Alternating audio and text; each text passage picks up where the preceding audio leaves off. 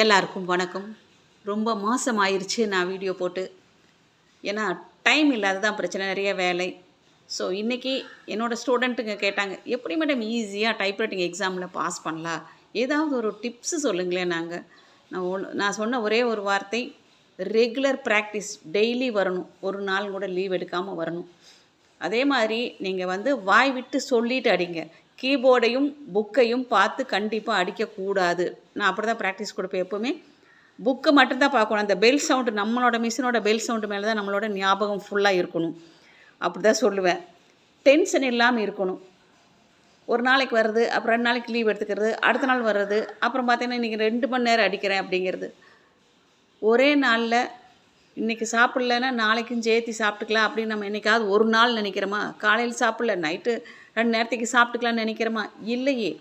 அந்த 3 நேரம் நம்ம கரெக்டாக சாப்பிட்றோம், இல்லைன்னா வயிற்றில் அல்சர் வந்துடும். அதுதான் உண்மை. அதே மாதிரி இன்றைக்கி ரெகுலர் ப்ராக்டிஸ் இல்லைன்னா கண்டிப்பாக பாஸ் பண்ண முடியாது. டீச்சர்கள் சொல்கிறத நீங்கள் கேட்டிங்கன்னா கண்டிப்பாக நீங்கள் நல்லா டிஸ்டிங்ஷனில் பாஸ் ஆகலாம். எல்லாருக்கும் வேலை இருக்குது, இல்லைன்னு சொல்லலை. பட் எல்லாம் டெஸ்ட் அட்டன் பண்ணுங்கள். அதாவது நான்லாம் 10 டெஸ்ட்டு வைப்பேன். இந்த 10 டெஸ்ட்டு ஒவ்வொரு டெஸ்ட்டில் ஃபஸ்ட்டு செகண்ட் எல்லாம் கொஞ்சம் தப்பாக தான் வரும். ஆரம்பமே ஏலாம் நல்லா எழுதி பழகணுமா? இல்லையே. அதே மாதிரி தான் first second time third time அப்படியே கொஞ்சம் கொஞ்சமாக அவங்க நல்லா இம்ப்ரூவ் ஆயிடுவாங்க. இப்போ கடைசி டெஸ்ட்டெல்லாம் வரும்போது நல்லாவே அடிச்சுக்கலாம். அதனால் நீங்கள் ஒழுங்காக கிளாஸுக்கு வாங்க. அதாவது ஒரு ஸ்டூடெண்ட்டும் டீச்சரும் கோஆப்ரேட் பண்ணாதான் ஒரு மாணவனை பாஸ் பண்ண வைக்க முடியும். இன்ஸ்டியூட்டுக்கு நல்ல ரிசல்ட் கொண்டு வர முடியும். பணம் போனால் சம்பாரிச்சிக்கலாம். 6 மாதம் நீ கட்டின ஃபீஸ் போனால் சம்பாதிக்கலாம். பட்டு அதை போன நேரம் திரும்பி வராது, கண்டிப்பாக வராது. வருத்தப்பட்டு பிரயோஜனம் இல்லை. ஸோ தினத்துக்கு ப்ராக்டிஸ் எடுங்க. புக்ஸ் எல்லாம் கையில் கொடுத்துருக்கோம், அதில் டெய்லி படித்து பாருங்கள். அப்ரிவேஷன்ஸ் எல்லாம் படிங்க. செகண்ட் பேப்பர் எந்த லெட்ரு நாளைக்கு அடிக்க போகிறோமோ அதை இன்றைக்கே உட்காந்து நல்லா பார்த்துக்கோங்க. ஒரு கிளான்ஸ் நல்லா படித்து பார்த்துக்கோங்க.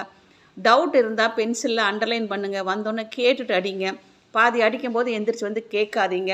எப்போவுமே ஆப்சண்ட் நிறைய இருக்கவே கூடாது, எல்லாம் ப்ரெசண்ட்டாக தான் இருக்கணும். அப்போ தான் நம்ம ஈஸியாக நம்ம பாஸ் பண்ண முடியும். அதே மாதிரி மறக்காமல் எல்லோரும் என்ன பண்ணுறீங்கன்னா, கரெக்டாக அந்தந்த டைமுக்கு வர்றக்க பாருங்கள். நாங்கள் ஃபீஸ் வாங்குகிறோம், இல்லைன்னு சொல்லலை.